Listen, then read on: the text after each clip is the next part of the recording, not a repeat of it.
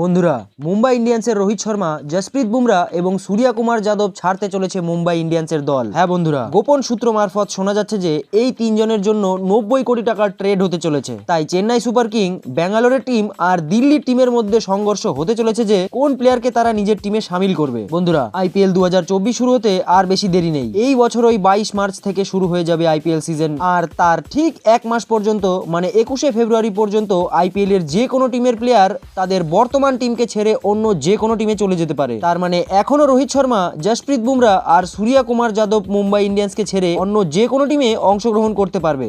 আর এর কারণ আমরা সবাই জানি যে মুম্বাই ইন্ডিয়ান্স হার্দিক পান্ডিয়াকে গুজরাট থেকে কিনে এনে রোহিত শর্মাকে ক্যাপ্টেনের দায়িত্ব থেকে সরিয়ে হার্দিক পান্ডিয়াকে নতুন ক্যাপ্টেন বানিয়েছে।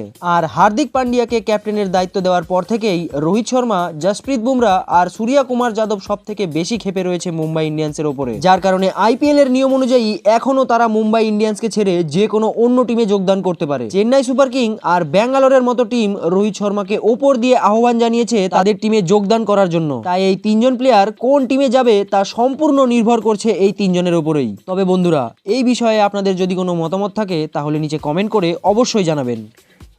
স্পোর্টস জগতের সব রকম ছোট বড় নিউজ পাওয়ার জন্য আমাদের চ্যানেলটিকে সাবস্ক্রাইব করুন এবং পাশে থাকা বেল আইকনটি দাবাতে একদম ভুলবেন না। এই চ্যানেলে স্পোর্টস জগতের সমস্ত রকম খবর পাবেন সবার আগে।